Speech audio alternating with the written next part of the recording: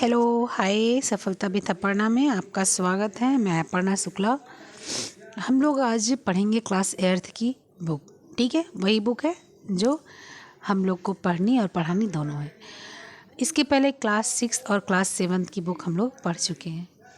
Class 6 की 3 video बनी है, क्लास 7 की 3 वीडियो बनी है। आप लोग पीछे जाकर चेक कर लीजिएगा, ठीक है।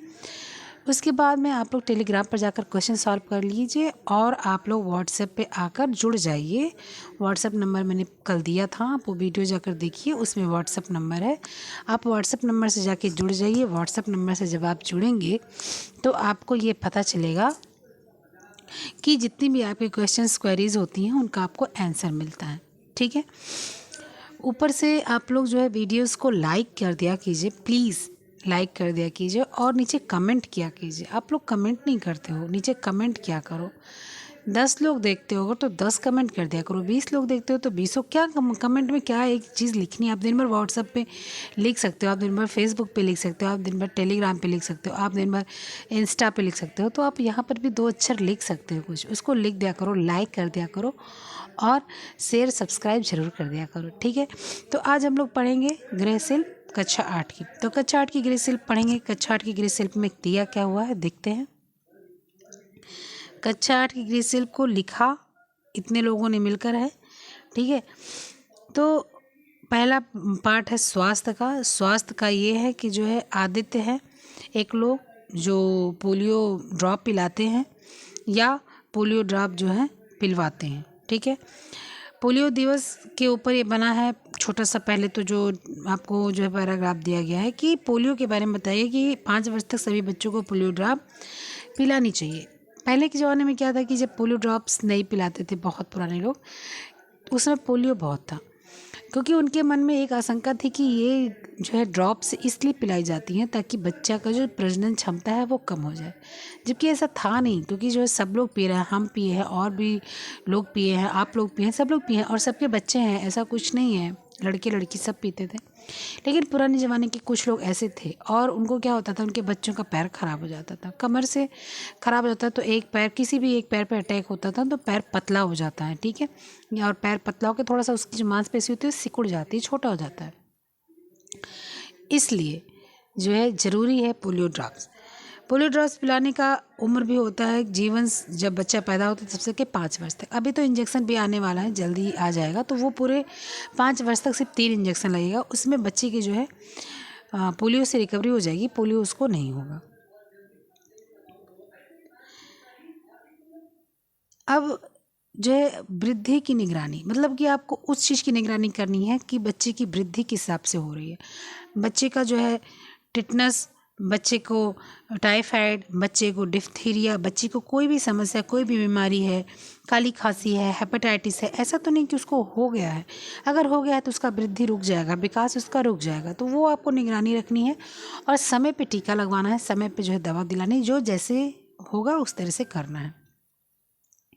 वृद्धि की निगरानी का महत्व ये होता है कि जब आप उसको देखते रहेंगे तो आप उसको टीके वगैरह टाइम टाइम से लगवाते रहेंगे तो बच्चा सुरक्षित रहेगा।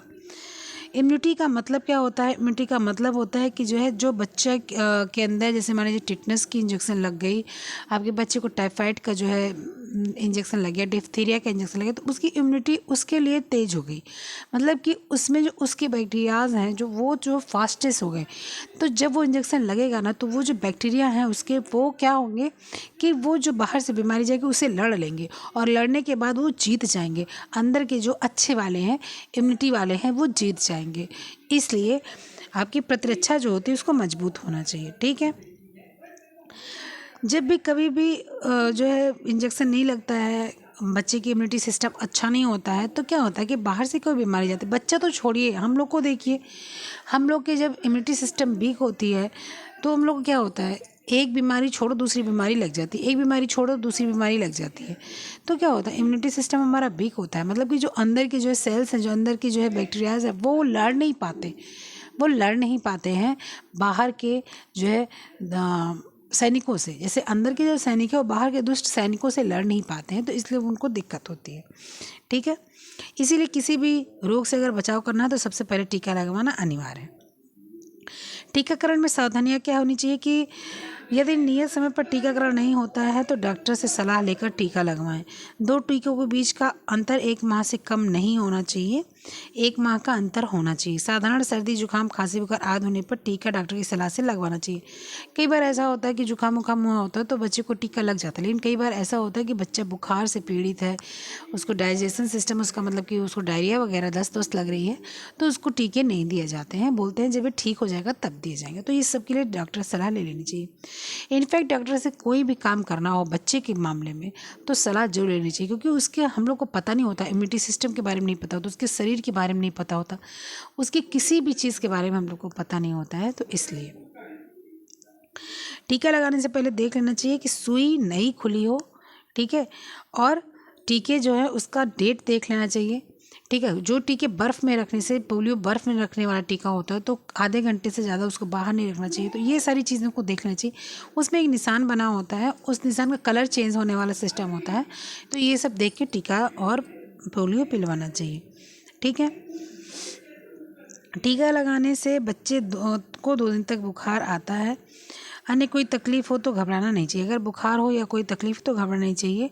ये तकलीफ़ें प्रकट करती है कि टीका उचित कार्य कर रहा है। जैसे हमारे बच्चे थे, मेरी बिटिया थी, तो उसको जब टीका लगा तो उसको 3 दिन तक बुखार आया, तो मैं बहुत घबरा गई। तो मैं डॉक्टर के पास गई तो डॉक्टर ने बोला कि ऐसा कुछ नहीं है, इसका मतलब ये है कि बिटिया को आपके टीका जो है फ़ायदा कर रहा है, मतलब कि उसको जिस लिए लगा है उसलिए उसका उपयोग कर रहा है।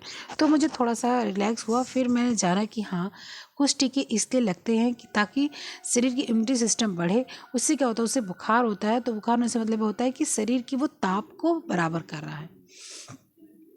बीसीजी के टीके लगवाने पर 3 माह तक उस स्थान पे फफोले न पड़े तो चिकित्सक को जरूर दिखाएं। बीसीजी का टीका लगता है तो हाथ पे देखिए लगता है, किसी भी छोटे बच्चे को लगता है तो 3 माह के बाद उस पर ऐसा लगता है ना, छोटा सा जल जाता है, फिर बाद में वो जो है निकल जाता है, उधड़ जाता है, तो वहाँ पर एक जो है छोटा सा जगह बन जाता है, मतलब निशान बन जाता है। पहले मम्मी को अपने देखिए, आप लोग जो मेरी एज की हैं उनकी मैं बात कर रही हूँ, अपनी मम्मी को जाकर देखिएगा, बहुत गोल गोल सा ऐसे, जो उनको ऐसे इतना गोल सा टीका का निशान बना होता है।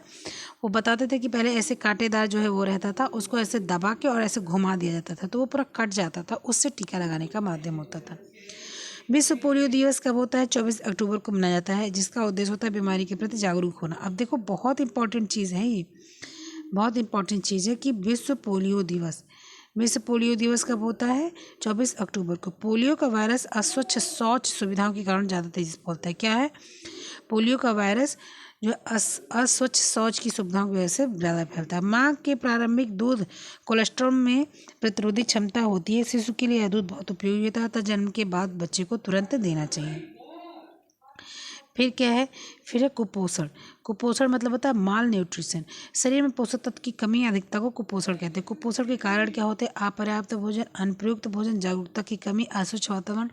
अपर्याप्त मतलब हो गया कम भी और ज़्यादा भी, ठीक है। फिर आ जाएगा आपका क्या? गरीबी आ जाएगा, भोज्य पदार्थ में मिलावट आ जाएगा, अतिपोषण की जनसंख्या वृद्धि आ जाएगा, ठीक है। कुपोषण से क्या होता है? क्वाशियोरकर होता है। बच्चे में प्रोटीन की कमी से क्वाशियोरकर होता है। इस रोग से बच्चों के शरीर की वृद्धि रुक जाती है, उन्हें भूख कम लगती है, शरीर पर सूजन आ जाती है, बाल रूखे और चमक रहित हो जाते हैं, त्वचा रूखी हो जाती है, उस पर काले चकत्ते पड़ जाते हैं, आंखें कमज़ोर हो जाती है। कहने मतलब जो क्वाशियोरकर होता है तो बच्चा बिल्कुल से फूल जाता है, पेट उसका निकल जाता है और वो बिल्कुल से उसके चेहरे कांतिहीन हो जाता है, उसमें चमक नहीं रहती, बाल उसके रूखे सूखे हो जाते हैं, उसमें कोई जो है चमक नहीं होती है, चकत्ते पड़ जाते हैं शरीर पर काले रंग के, आँखें कमज़ोर हो जाती है। उपचार क्या है? कि उपचार है कि जो है प्रोटीन युक्त आहार बच्चे को दिया जाए, मटर, मूंग, चना आहार, सोयाबीन आदि की दाल दिया जाए, दाल के साथ साथ उसका वो देना चाहिए, जूस देना चाहिए। इनफैक्ट दाल जो होती है ना, उसका जूस ही फायदेमंद होता है। बहुत लोग बहुत गाढ़ी दाल खाते हैं, तो जिसको आर्थराइटिस है, रूमेटॉइड आर्थराइटिस है, यूरिक एसिड है, उनको बिल्कुल दाल छोड़ने का काम नहीं है। वो क्या करें? दाल बनाएं और दाल पतली बनाएं, मतलब बहुत पतली बनाएं, उसका वो जूस निकाल के अपने लिए उपयोग करें। और जो गाढ़ी दाल है, थोड़ी, बहुत गाढ़ी दाल घर वालों को भी नहीं दीजिए, वो नुकसानदायक है। तो थोड़ी जो गाढ़ी दाल है वो अपने घर वालों के लिए तड़का वड़का लगा के अपना जो है दे दीजिए, वो खाएंगे, ठीक है। एकदम छोड़ना नहीं है, पतली दाल लेना है, वो आपके लिए बेहतर है, अच्छी है। फिर आ जाएगा सूखा रोग। सूखा रोग इसको रिकेट्स कहते हैं, विटामिन डी की कमी से होता है। इसमें क्या होता है कि इसमें हड्डियाँ बिल्कुल पतली दुबली सी हो जाती हैं। शरीर में कैल्शियम और फास्फोरस दोनों तत्व हड्डियों व दांतों के निर्माण एवं उनके स्वस्थ बनाए रखने का कार्य करते हैं। ठीक है, जब बालक के अंग तेजी से बढ़ रहे होते हैं उसे अस्थि तंत्र के निर्माण के लिए कैल्शियम फास्फोरस दोनों खनिज की अधिक आवश्यकता होती है। उस समय अगर इनको ये चीज़ें नहीं मिल पाती ढंग से तो बच्चों को क्या हो जाता है, सूखा रोग हो जाता है। सूखा रोग बच्चों को ना हो इसके लिए चाहिए कि कम से कम प्रतिदिन 1.5 ग्राम कैल्शियम और 1.5 ग्राम फास्फोरस अवश्य बच्चों को देना चाहिए।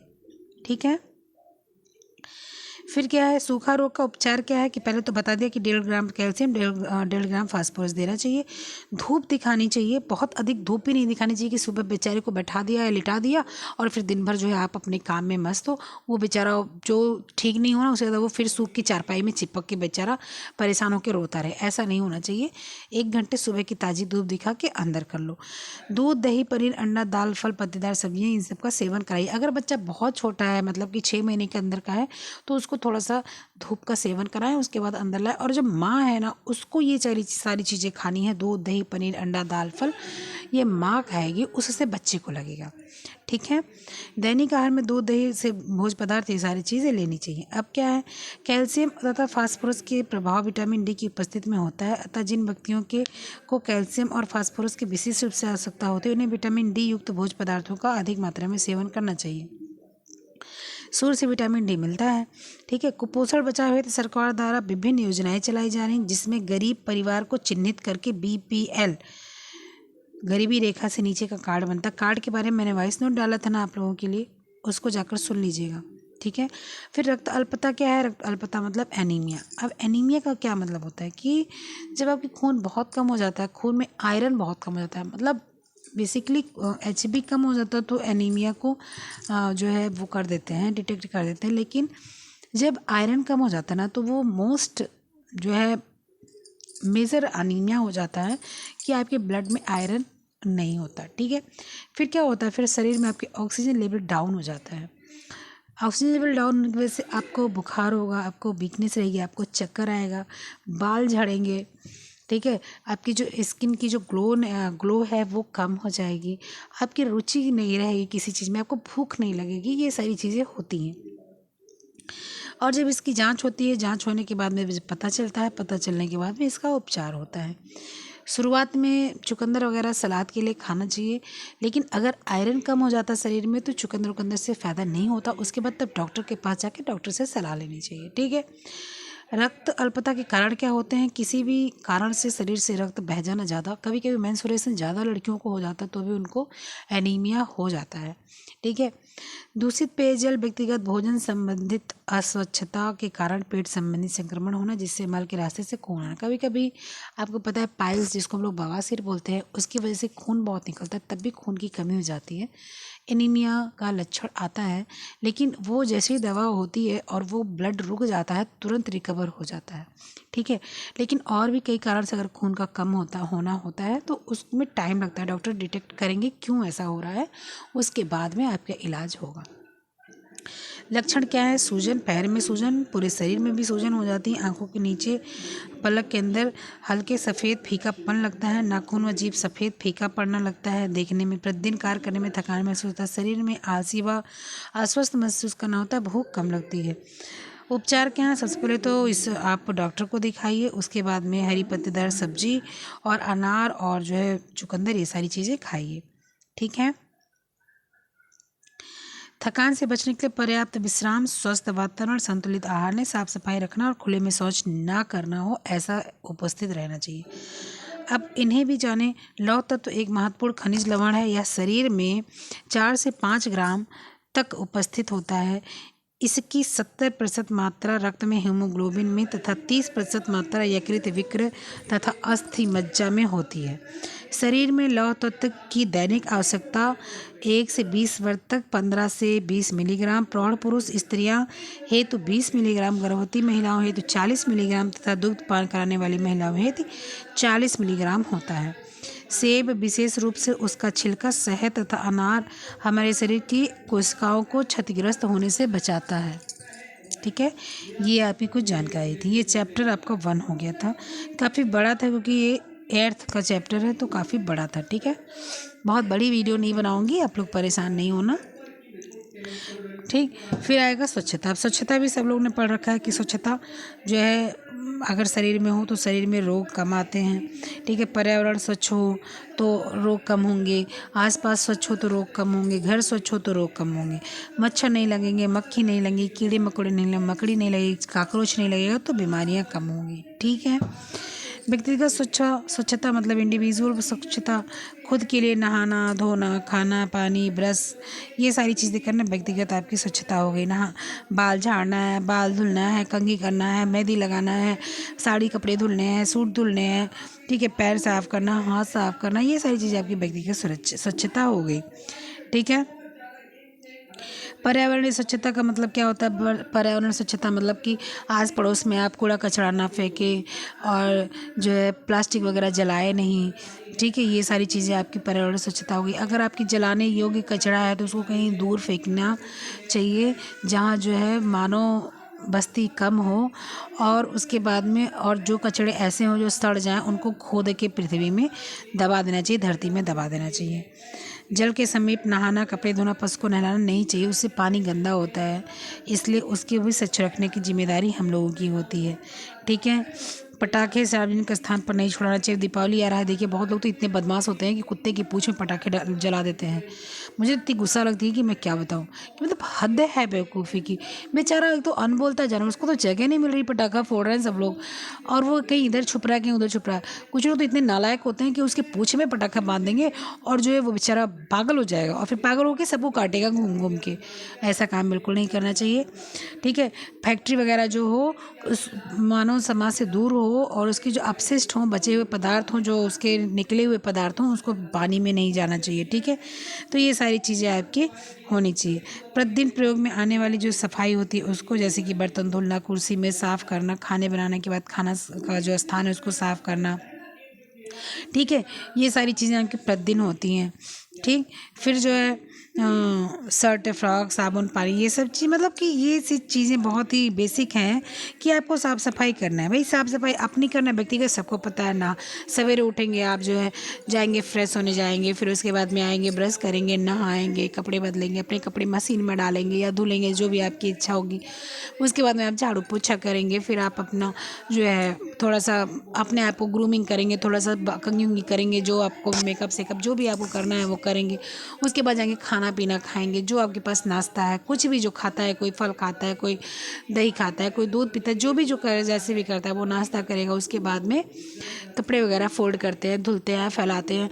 जब सारे काम से हम लोग फुर्सत पाते हैं तब हम लोग पढ़ने बैठते हैं। ठीक है, तो ये सारी चीज़ें सबको पता है, इसमें क्या बताना। ठीक, ये चैप्टर खत्म हो गया, बहुत छोटा सा चैप्टर था। नेक्स्ट चैप्टर हम लोग का क्या है? खाद्य पदार्थों का संरक्षण। ये चैप्टर हम लोग सब लोग पढ़े हैं, प्रिजर्वेशन कि दूध को कैसे प्रिजर्वेशन करना है, अचार का प्रिजर्वेशन करना है, सब्जी को कैसे करना है, वो सारी चीज़ें हम लोगों ने पढ़ रखी। ठीक है, संरक्षण क्या होता है? गर्मी नमी से जो है सामान को संरक्षित करना, दूध को देर तक रखे, इसलिए जो है पॉस्चराइजेशन विधि की जाती है। मान लीजिए आपके घर में जानवर है तो आपको कुछ नहीं करना, आपको क्या करना है कि जो है हल्की सी आप दूध उबालते समय 1 चम्मच चाय पत्ती डाल सकते हैं अगर ज़्यादा दूध है तो। ठीक है, अगर उसको कोई अलाउ नहीं करता कि नहीं नुकसान करेगा तो आप थोड़ा सा मीठा सोडा डाल सकते हैं। गर्म करने के बाद में जब वो ठंडा हो जाए तब आप डाल सकते हैं मीठा सोडा, हल्का सा 2 चुटकी। तो इससे क्या क्या होता है कि जो दूध आपका जो है 10 घंटे चलना है वो आपका दूध जो है 15 घंटे चलेगा। और नहीं तो फिर फ्रिज तो सबसे बेस्ट ऑप्शन है, उसका कोई उदाहरण ही नहीं है, उसके जैसा कोई समकक्ष उदाहरण नहीं है। तो फ्रिज में रख दो, गर्म हो जाए, जब थोड़ा सा ठंडा हो जाए तो फ्रिज में रख दो, तो आपका दूध वैसे भी चलता है। ठीक है, तो ये सारी चीज़ें हो गई। इससे मान लीजिए हम लोग को सब्जी वगैरह रखनी होती है तो हम लोग क्या करते हैं, सब्जी का अचार बना लेते हैं। ठीक है, तो उसको प्रिजर्व कर लेते हैं। मैं एक आपको व्यवहारिक ज्ञान दूँ कि अगर आपको सब्जी आपको सुरक्षित रखनी, कई दिन तक रखनी है, तो कुछ नहीं करना आपको। आप पेपर लो और पेपर को जो है हल्का सा मतलब सब्जियों को लपेट दो पेपर में, और पेपर को जो है स्प्रे अगर बॉटल हो आपके तो हल्का सा उसको जो है गीला कर दो, बहुत हल्का सा। जैसे मान लीजिए आप स्प्रे अपने फेस पे अगर मान लो करते हो उसी तरह से उस पर हल्का सा कर दो, उसको फ्रिज में रख दो। उसके अंदर जो सब्जियां हैं वो आपकी ताज़ी बनी रहेंगी। ठीक है, तो ये सारी चीज़ें प्रिजर्व करने के लिए जो ताज़े होते हैं उनकी होती है। कीड़े मकोड़े घुन जो लगते हैं उसमें आपके चावल रख दिया, दाल रख दिया, गेहूँ रख दिया, आटा रख दिया, तो उसमें कुछ नहीं करना आपको।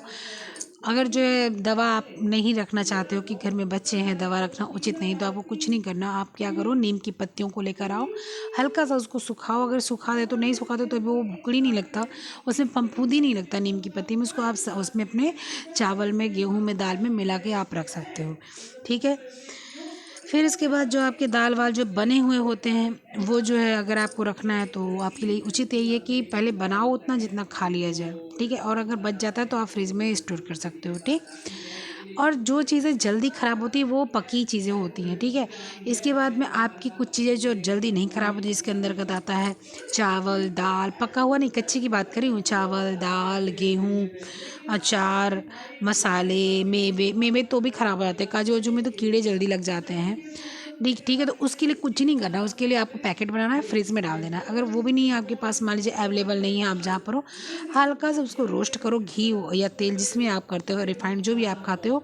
और इसके बाद उसको रोस्ट करने के बाद अगर जिप लॉक का बैग है तो बेस्ट एंड बेस्ट है। अगर नहीं है तो कोई बात नहीं, आप जो है एक पन्नी या आप एक थैली या कुछ भी आप लो उसमें, या एक डब्बा लो, एक टिफ़िन ले लो, एक प्लास्टिक का डिब्बा ले लो, कुछ भी ले लो, उसमें आप रख सकते हो, वो जल्दी ख़राब नहीं होता। ठीक है। फिर ये सारी चीज़ें आपकी यहाँ पर आ गई। ठीक है। अब शीघ्र नष्ट होने वाले पदार्थों का संरक्षण कैसे करते हैं, तो सबको पता है, घरेलू विधि, लाल मिर्च डाल दो, नीम की पत्ती डाल दो, ये सारी चीज़ें डाल दो। मेवे को मैंने बता दिया कि किस तरह से करना है। ठीक है। उसमें जो मेवा रखो आप, पानी वानी नहीं लगेगा। ठीक है। कीटनाशक दवाओं का प्रयोग आप कर सकते हो अनाजों में। इवन अगर आप नहीं करना चाहते हो, जैसे हम लोग के यहाँ नहीं होता है, हम लोग दवा नहीं रखते हम लोग, तो हम लोग नीम की पत्ती रखते हैं, लौंग रखते हैं, खड़ा नमक जो है लाते हैं, उसको मोटे कपड़े में बांध के और पन्नी डाल के रखते हैं। उससे क्या होता है कि मतलब थोड़ा सा कम जो चीज़ रहता है उसमें रखते हैं। जैसे जो कम है, जैसे मान लीजिए 5 किलो राशन है, कोई चीज़ें हैं तो उसको लंबा चलाना है तो उसमें डाल देते हैं, चलो कभी कभी बनना है तो उसमें डाल देते हैं। ठीक। ये सारी चीज़ें आपकी होती हैं। ठीक है। फिर फ्यूमिगेशन विधि क्या होता है, अनाज का भंडारण को सबसे अच्छा सुनिश्चित तरीका है। इसमें जो है इथाइलीन, डाइब्रोमाइड, इथाइलीन, इसमें क्या करते हैं, ये देखिए लिखा है इथाइलीन, डाइब्रोमाइड, इथाइलीन, ट्राइक्लोलाइड एवं कार्बन टेट्राक्लोलाइड जैसे रासायनों को अनाज में मिलाते हैं। इसके बाद जो है उसको रासायनिक द्रव अवस्था में, उसी अवस्था में छोटी डिब्बी में रहती है। अनाज में रखने की पूर्व डिब्बियों को तोड़कर फेंक दिया जाता है। इसको हम लोग देसी भाषा में सल्फास कहते हैं। ठीक है। शीघ्र नष्ट होने वाले पदार्थ का संरक्षण, अंडा, मांस, मछली, इन सब को क्या करते हैं, फ्रिज में रख दो, नमी से दूर रखो, ये सब करते हैं। ठीक है। ठंडी अवस्था में, जिसको हम लोग कोल्ड स्टोरेज कहते हैं, मटर वगैरह, इसको पैक करके इसका जो है हवा निकाल लेते हैं, इसमें एयर निकाल लेते हैं, इसके बाद इसको कोल्ड स्टोरेज में रख दिया जाता है। ठीक है। फिर गर्म विधि क्या होती है, गर्म विधि होती है कि थोड़े थोड़े अंतराल पर गर्म किया जाए, जिससे जीवाणु वाणु ना लगे, उबाल कर उनको रखा जाए, उसको गर्म विधि कहा जाता है। ठीक है। निर्जलीकरण विधि, निर्जलीकरण विधि जिसमें से पानी वानी सुखा दिया जाता है। ठीक है। जैसे कि जो हम लोग वो बनाते हैं, अचार बनाते हैं, तो क्या करते हैं, निर्जलीकरण ही करते हैं ना, उसका पानी वगैरह सुखा कर तब अचार बनाते हैं, मसाला वसाला डालकर। अमावट है, देखिए हम लोग अमावट का उपयोग करते हैं, बना देते हैं, रख लेते हैं। ठीक है। मिथौरी, हम लोग क्या कोहड़ौरी जिसको कहते हैं, उसको देखिए निर्जलीकरण करण करके रखा जाता है। कचरी, पापड़, ये सारी कैसी चीज़ें हैं, निर्जलीकरण ही है ना। इसको क्या करते हैं कि जो है इसको पहले डिहाइड्रेट कर देते हैं, फिर उसके बाद रखते हैं। ठीक है। परीक्षण विधि, परीक्षण विधि क्या होता है कि जो है जैसे नमक, चीनी, हल्दी, तेल आदि को संरक्षित करना परीक्षण विधि कहलाती है। सेब, अंगूर, अमरूद जैसे फलों को संरक्षित करने के लिए क्या करते हैं, चीनी की गाढ़ी करके चाशनी बनाते हैं, जिससे आंवले का मुरब्बा, हमारे यहाँ हम हर ठंडक में आंवले का मुरब्बा बनाते हैं। अपना आराम से रहता है वो, साल 2 साल, जितने साल आपके पास, भाई आपकी लिमिट होती है जितना आप बना पाओ। जैसे आप 5 किलो बनाओगे तो कितना खाया जा रहा है, 10 किलो बनाओ कितना खाया जा रहा है, तो उसको संरक्षण इस तरह से किया जाता है। जैम, जेली, मैंने और जब अंगूर का सीज़न था, खूब ज़्यादा अंगूर आ रहा था, तो मैंने जैम बना के रखा था, अभी भी मेरे पास है वो जैम। ठीक है। जेली मैंने बना कर रखी थी, उसकी आंवले की, आंवले का मैंने जैम बना के रखा था। वो सारी चीज़ें मेरे पास अभी स्टोर हैं, जबकि उसको फ्रिज में भी नहीं रखना पड़ता। उसको अंगूर का जैम तो मैंने फ्रिज में रखा है, लेकिन जो आंवले का है उसको तो मैंने फ्रिज में भी नहीं रखा है। तो ये सारी चीज़ें आप जो है बना सकते हो। ठीक है। फिर नमक, तेल और मसाले का जो है परीक्षण होता है। कैसे होता है कि खाद्य सामग्री को संरक्षित करके कच्चे आम के छिलके काट कर नमक, तेल आदि, मतलब नमक तेल के द्वारा परीक्षण, परिरक्षण, परिरक्षण मतलब बचाव। तो कैसे होता है, अचार, अचार में कैसे नमक, तेल और जो है हल्दी लगा के ही जो हो के जाता है ना, और मसाले को मिलाकर सुरक्षित रख देते हैं। हिमीकरण मतलब जिसको हम लोग बोलते हैं फ्रीजिंग जिसको हम लोग बोलते हैं, कोल्ड स्टोरेज, जिसमें आम तो फिलहाल नहीं रखा जाता, बहुत कम रखा जाता है। सेब रखा जाता है, आलू रखा जाता है, प्याज रखा जाता है, गोभी रखा जाता है, आपके केले रखे जाते हैं, पाइनएप्पल रखा जाता है, नाशपाती रखे जाते हैं, ये सारी चीज़ें रखी जाती है। संरक्षण का महत्व क्या होता है? घुन फफूंदी आदि नहीं लगते हैं, बिना मौसम के फल सब्जी उपलब्ध होते हैं। आवश्यकता से अधिक अगर पैदावार हो जाती है तो आप उसको संरक्षित कर सकते हैं। अनाज फल सब्जियों को जो दूर स्थान पर भेजने के लिए बढ़िया रहता है। पके हुए पदार्थों को संचित रखकर उनका दोबारा उपयोग करने के लिए ईंधन की भी बचत होती है, ठीक है। लेकिन मैं बताऊं आपको, कभी भी जो है ऐसी चीज़ें नहीं खानी चाहिए जो कोल्ड स्टोरेज हो। बहुत कम अगर ज़रूरत हो तो ही खाए। जैसे कभी कभार मटर पनीर बनाया तो मटर ले आए, ठीक है। कभी कभार तहरी वगैरह बनाए तो मटर खरीद लाए, नहीं तो या गोभी ले आए, नहीं तो सीजनल फल और सीजनल सब्जी मतलब द बेस्ट होता है। उसका कोई उदाहरण नहीं उसके सामने, ठीक है। क्योंकि जो चीज़ें हम लोग ऐसे खाते हैं, जैसे आजकल बहुत फैला कि वो मैं बताऊँ उसको, आपको क्या बताऊँ, उसमें रागी नहीं, अरे क्या बताओ, उसका नाम मुझे नहीं याद आ रहा। तो वो किनुआ है, बहुत फैला है। जिसको सुनो जो है, मेरे बहुत लोग ऐसे हैं परिचित, तो बोलते हैं कि जो है हम डाइटिंग कर रहे हैं, तो डाइटिंग करते हैं तो बोलते हैं हम क्विनोआ खा रहे हैं। तो क्विनोआ खाने से अच्छा है, मैं तो सलाह देती हूँ, इससे अच्छा आप ज्वार बाजरा इकट्ठा करो, उसको धुलो पिसाओ, उसको खाओ, और भुजिया चावल खाओ, इसको ब्राउन राइस बोलते हैं, ये खाओ, सलाद खाओ, सब्जी खाओ, मेवे जो है बादाम किशमिश छुहारा खाओ, ठीक है। ये जो बाहरी चीज़ें खाने से अच्छा है ना, वो क्या होता है कि एक तो पैसे बहुत लगते हैं, सब अफोर्ड नहीं कर सकता। यूट्यूब पर डाइट देख देख के लोग परेशान होते हैं, फालतू की चीज़ें खरीदते हैं, पैसा बेकार करते हैं, ठीक है। बढ़िया बढ़िया क्रीम खरीदेंगे, हज़ार 2-2 हज़ार की, कुछ नहीं करना है आपको क्रीम के लिए। आप इतना जो है बाहरी चीज़ों को क्रीम के लिए उपयोग करते हो, कुछ नहीं। सर्दी में आप नारियल का तेल लगा सकते हो, गर्मी में आप मॉइस्चराइज़र लगती ही नहीं है, लेकिन अगर जो लगाता थोड़ा बहुत, तो वो भी जैतून वगैरह का तेल रख लो, एक बॉटल खरीद लो तो 2-2 साल चलती है। तो इसलिए जो चीज़ बेसिकली हमारे यहाँ की हो, वहाँ की चीज़ें उपयोग करनी चाहिए, ठीक है। तो ये सारी चीज़ें हैं, जिसमें से हम लोग क्या करते हैं कि कभी कभी भंडारण करते हैं अनाज का, तो उसमें हम लोग को दवा डालनी पड़ती है, नीम की पत्ती डालनी पड़ती है। हम लोग अचार बनाते हैं, हम लोग जो है सिरका बनाते हैं, हम लोग जैम जेली बनाते हैं। तो उस समय जो जो जितनी जितनी ज़रूरत पड़ती है उतनी हम लोग करते हैं, ठीक है। सबसे बड़ी बात ये है कि हम लोगों को ऐसा खाना ना बनाना चाहिए, ना खाना रखना चाहिए, थाली में लेना चाहिए जो फेंकना पड़े। आपको 2 रोटी खानी है तो आप 2 रोटी ही लो। अगर आपको जो 1 कटोरी चावल खाना तो आप 1 कटोरी चावल लो। आपको खाना देख के बड़ा अच्छा लग रहा है, आप एक जगह 2 कटोरी चावल ले लोगे, तो बाद में आप छोड़ोगे तो फेंकोगे, क्योंकि आपको जूठा तो कोई खाएगा नहीं, फिर आप फेंक दोगे, तो वो चीज़ नहीं करनी चाहिए, ठीक है। तो ये आपका चैप्टर 3 था। और चैप्टर 4 क्या है? सामान्य बीमारी और उससे बचाओ। तो आज हम लोग ये लास्ट चैप्टर पढ़ेंगे, बट नॉट लीस्ट। लास्ट इसलिए नहीं तो वीडियो बहुत लंबी हो जाएगी, ठीक है। आपका है सामान्य बीमारियां और उनसे, सामान्य मतलब ना, मतलब थोड़े थोड़े। मैं इसमें ज़्यादा विशेष इसलिए नहीं बताऊंगी क्योंकि मैंने मलेरिया, डेंगू, ये सारी चीज़ें मैंने पढ़ा रखी है, आप लोग को वॉइस नोट में बहुत अच्छे से पढ़ाई है मैंने, ठीक है। इसलिए मैं बहुत ज़्यादा इस पर डिस्कस नहीं करने वाली, बस जो लिखा है वही मैं पढ़ती चली जाती हूँ। मलेरिया रोग एनाफिलीज मच्छर के काटने से फैलता, जो कि मादा होती है, ठीक है। ये रोग कीटाणु शरीर में प्रवेश कर जाता है और इसके बाद रोग उत्पन्न कर देता है। ज्वर लगता है और जो है बहुत तेज़ उतरता और चढ़ता रहता है। ठंड लगती है, रोगी कांपता है, सर दर्द होता है, ठीक है। मलेरिया के ये लक्षण हैं। कभी कभी उसका जी मिचलाता है, पित्त वमन मतलब पित्त की उल्टी होती है, ज्वर उतरता है, पसीना आता है, ठीक है। रोगी कमजोरी का अनुभव करता है, रक्त की बहुत कमी हो जाती है। तो ये आपके मलेरिया के लक्षण हैं, ठीक है। मैंने मलेरिया कैसे होता है, क्या होता है, शरीर में जाके जीवाणु कहाँ बैठता है, कैसे होता है, मैंने सारा चीज़ वॉइस नोट में बताया है। बहुत अच्छी वॉइस नोट मैंने बनाई है, तो उसको आप ज़रूर जाके सुनिएगा। आप ऐड हो जाएंगे जब मेरे व्हाट्सएप ग्रुप पर, और मुझे बोलेंगे कि मैडम मुझे जो है दीदी मुझे सारी चीज़ें दे दो वॉइस नोट, तो मैं सारी चीज़ें पर्सनल आपके नंबर पे शेयर कर दूँगी, ठीक है। तो इसलिए आपको ऐड होना पड़ेगा। 25 अप्रैल को विश्व मलेरिया दिवस मनाया जाता है। इसको आपको नोट डाउन कर लेना है कि 25 अप्रैल को विश्व मलेरिया दिवस आपका मनाया जाता है, ये आप नोट कर लेना, ठीक है।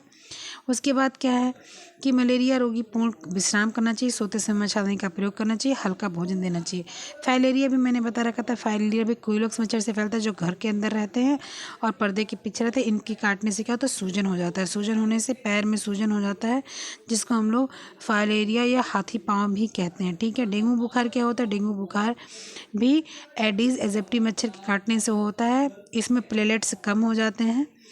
मच्छरों पर शरीर पर काले सफ़ेद धारियाँ बनी होती हैं। ये मच्छर दिन में ज़्यादा काटते हैं, ठंडे साफ और छाँव वाले जगह पर ज़्यादा रहते हैं, अधिक दिनों तक रखे पानी में अंडा देकर अपनी ये वृद्धि करते हैं।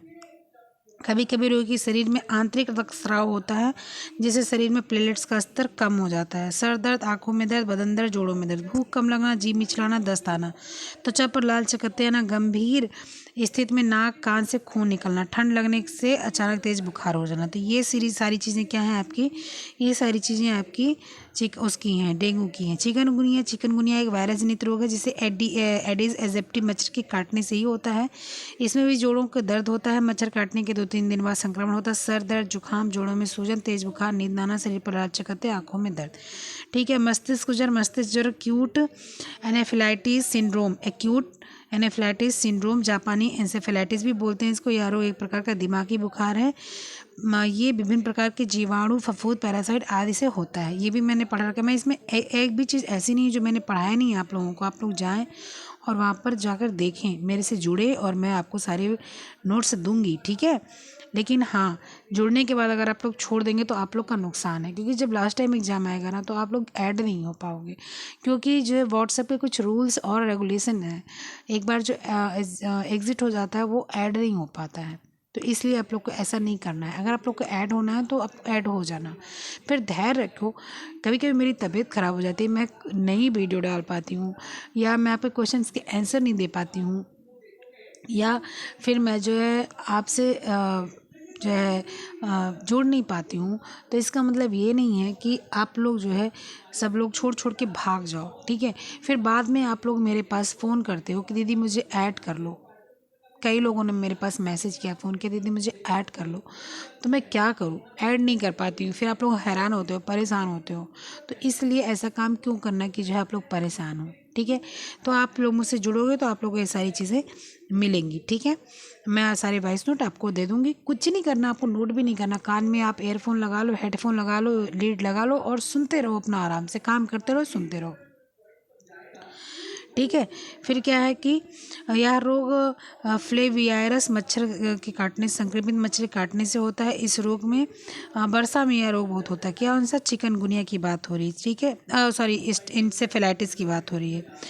इंसेफेलाइटिस वायरस मुख्य रूप से सुअर इसका वाहक होता है। यदि एक भी मच्छर इन्हें काटने के बाद स्वस्थ व्यक्ति को काट ले तो उसको इंसेफेलाइटिस हो जाता है। सन 1871 में जापान में इस वायरस का पहला मरीज देखा गया था, इसलिए इसे जापानी बुखार कहा जाता है। क्यों कहा जाता है कि जापान में पहला मरीज देखा गया था 1871 में, इसलिए इसे जापानी इंसेफेलाइटिस कहा जाता है, ठीक है। ये सारी चीज़ें जल्दी आपको कोई नहीं बताता है, क्योंकि बुक्स किसी के पास होती नहीं। लोग बड़ी चीज़ों के पीछे भागते हैं। जैसे आपको वो चीज़ें नहीं पढ़ाएंगे जो आपके यहाँ पढ़ानी है, आपको क्या करेंगे, वो ऐसी बुक्स लेकर आएंगे, इससे आएगा। और जब आपके बेसिक से आ जाता है ना तो आपको लगता है अरे ये कहाँ से आ गया। इसलिए अगर ऊंचा पढ़ना है तो पहले नीचे से शुरू करो। अगर भाई छत पे जाना है तो वो पहली सीढ़ी पे कदम रखना पड़ेगा ना, तब तो आप छत पे पहुंचोगे, कि आप सीधे डायरेक्ट छत पे कूद के पहुंच जाओगे, नहीं पहुंचोगे, ठीक है। अच्छा, इंसेफ्लाइटिस का लक्षण क्या है, तेज बुखार आना, चिड़चिड़ापन होना, सर में दर्द होना, शरीर में थकावट होना, बोलने में परेशानी होना, आंखें लाल होना, चिड़ी चिड़ी होना, बेहोशी आना, दांत बध जाना, हाथ पैर अकड़ जाना। अच्छा, मैं एक बात बताऊं आप लोगों को, मैं जब भी कोई बीमारी देखती हूँ तो मुझे लगता है कि अरे ये बीमारी, ये तो इसमें भी ऐसे लग रहा था, इसमें भी ऐसे लग रहा था। जब कभी आप गूगल पे सर्च करो या यूट्यूब पे सर्च करो कि मलेरिया क्या होता है, मलेरिया में क्या लक्षण आते हैं, तो लगता है अरे ये भी मुझे है क्या। फिर डेंगू क्या होता है, ये भी मुझे है क्या। नॉर्मल बुखार में क्या होता है, ये भी मुझे है क्या। थायराइड में क्या होता है, ये भी मुझे है क्या। कहने का मतलब अगर कुछ भी आप गूगल पे या यूट्यूब पे सर्च करो तो लगता है कि जो है सारी बीमारी एक ही जैसी होती है, ठीक है। इसलिए बहुत ज़्यादा सर्च वर्च नहीं करना चाहिए, ठीक है। मच्छर जनित रोगों से बचाव क्या करना है, पानी नहीं इकट्ठा होने देना है, केरोसिन तेल का छिड़काव करना है, कूलर में पानी इकट्ठा नहीं रखना है, खिड़की दरवाजे जाली बंद रखना है, मच्छरों को भगाने के लिए कपूर, सूखी नीम की पत्तियाँ, मच्छर निरोधी क्रीम, मैट, कॉयल आदि सब कुछ आपको लगाना है। सोते समय मच्छरदानी लगाना है। कूड़ा करकट नहीं इकट्ठा होने देना है। प्लेट्स बढ़ाने के लिए पपीते के पत्ते का रस, गिलोय का रस, कीवी फल खाने की सलाह दी जाती है। रोग प्रतिरोधक क्षमता विकसित करने के लिए बच्चों को पौष्टिक तत्व देना चाहिए। अपने गांव, कस्बे, मोहल्ले आदि लोगों को बुखार आ रहा है तो नज़दीकी स्वास्थ्य केंद्र पर सूचना दें। सरकार द्वारा इस बीमारी के रोकथाम के लिए कदम उठाए जा रहे हैं, वो इसका उपाय करेंगे। जुकाम क्या है, श्वसन विधि से मतलब तरीके से जुकाम होता है। कारण क्या होता है, मौसम का, वातावरण का बदलाव, ठीक है। नासिका क्रिया में कोई दोष उत्पन्न हो, धूल धुआं आदि अगर जो है लग जाता है तो शरीर में रोग प्रतिरोधक क्षमता कम हो जाती है, भोजन में विटामिन की कमी हो जाती है, तो ऐसा होता है। लक्षण सबको पता है, नाक से लगता है बंद बंद सी होती है, छींक आती है, ठंडा लगती है, नाक में सूजन आ जाती है, बहुत लोगों को तो नाक कट जाती है अंदर से, नासिका के स्राव होते हैं, इसको नोजी आते रहते हैं, नेत्रों का लाल होना, मस्तिष्क में पीड़ा होना, ये सारी चीज़ें होती हैं। उपचार है, सबसे बेस्ट तरीका है, मैं आपको बताती हूँ। किसी को जुकाम है, आप भाप ले लो 3 टाइम, एकदम से बढ़िया हो जाएगा। और भी ज़्यादा है तो डॉक्टर से दवा लेने के बावजूद भी भाप लेना बंद नहीं करना है, ठीक है। गर्म पानी का गलारा करना चाहिए। गलारे से जो है आपके गले की सिकाई होती है। किसी किसी को सूट करता है, किसी किसी को नहीं सूट करता। मुझे बिल्कुल नहीं सूट करता, ना गर्म पानी से गलारा। खांसी छींक आने पर साफ रुमाल से मुंह को जो है ढकना चाहिए। हल्का सुपाच्य भोजन करना चाहिए। ठंडा भोजन नहीं करना चाहिए, गर्म भोजन करना चाहिए। भोजन विटामिन ए और डी का उपयोग करना चाहिए, ठीक है। फिर उसके बाद में क्या है, उसके बाद में है स्वर यंत्र में सूजन, जो है वूपिंग कफ जिसको बोलते हैं। यह रोग मुक्त जुकाम के कारण होता है। आवाज़ में परिवर्तन सबसे बड़ा कारण होता है। कभी कंठ से आवाज़ निकलना भी बंद हो जाती है, इसको हम लोग बोलते हैं गला बैठ गया है, बोलते हैं ना हम लोग। कंठ में खराश, कंठ मतलब गला, श्वसन गति तीव्र हो जाती है। जब जुकाम होता है ना तो गला दर्द होने लगता है। हाँ, मेरा बच्चा है, उसको जब जुकाम होता है ना तो उसका पूरा गला दर्द होने लगता है, वो बोल नहीं पाता है। और जब उसका जुकाम ठीक होता है, बिल्कुल ठीक होने के कगार पर रहता है, तो बिल्कुल उसकी आवाज़ बैठ जाती है। तो उसी को जो है हम लोग क्या बोलते हैं, स्वर यंत्र में सूजन, वूपिंग कफ बोलते हैं। रोगी के बिस्तर को गर्म रखना चाहिए। रोगी को चुटकी भर पानी डालकर उसमें पानी में नमक डालकर गलारा करना चाहिए, पानी गुनगुना हो। हल्का भोजन देना चाहिए, ठीक है। जुकाम होने पर 2-3 दिन तक जो रोगी को हल्का बेचैनी अनुभव होती है। रोगी को प्रारंभ में भयंकर ठंड लगती है। अत्यधिक ज्वर रहता है, ठीक है। उसका ताप जो है आपका 103, 104 इसी तरह से रहेगा, ठीक है। फिर नाड़ी की गति बढ़ जाती है, सांस तेज चलने लगती है, त्वचा गर्म और शुष्क हो जाती है, चेहरा लाल हो जाता है, भूख नहीं लगती है। भूख तो बहुत मतलब बुरी स्थिति हो जाती है भूख की, ठीक है। उपचार, रोगी को तुरंत बिस्तर पर लिटा दें, ऊनी गर्म कपड़े उसको पहना या ओढ़ा दें, और वही भाप आप देते रहे, नटू दिखाते रहे, ठीक हो जाता है, ऐसा कोई समस्या नहीं आती, ठीक है। अच्छा स्वास्थ्य सुखी परिवार की नींव है, तो सबको पता है, इसलिए हमेशा स्वास्थ्य के लिए बहुत ही ध्यान रखना चाहिए अपना, ठीक है। ये मेरी लास्ट चैप्टर में आज का रखूँगी, क्योंकि नहीं तो वीडियो काफ़ी लंबी हो जाएगी, करीब 40 मिनट की हो ही जा रही है। वीडियो वो चैप्टर्स बड़े हैं, क्लास 8th के हैं। फिर नेक्स्ट आपका चैप्टर 5 आएगा। चैप्टर 5 क्या है आपका, चैप्टर 5 है आपका खाद्य पदार्थों में मिलावट। सबको पढ़ा रखा है मैंने तो, जब मैं पढ़ाती हूँ तो मुझे लगता है ये तो मैंने पढ़ा रखा है, ये तो मैंने एडल्ट्रेशन तो मैंने वीडियो बना रखी है, उसको आप जाकर देख लेना, ठीक है। उसको मैं बस ऐसे सरसरी पे पढ़ा दूँगी कल, और इसकी मैंने वीडियो बना रखी है, ठीक है। तो हम लोग कक्षा 8 की ग्रेसियल पर पढ़ लिए, ठीक है। सारी चीज़ें हमने पढ़ ली, कोई चीज़ छोड़ी नहीं है। तो यहाँ तक जो आया है उसको बहुत बहुत धन्यवाद। इसके साथ लाइक करके जाइएगा, शेयर सब्सक्राइब जरूर कर दीजिएगा, नीचे कमेंट जरूर डाल दीजिएगा, ठीक है। तो मिलते हैं next voice note, next video, next question या व्हाट्सएप पे, ठीक है। तब तक के लिए बाय।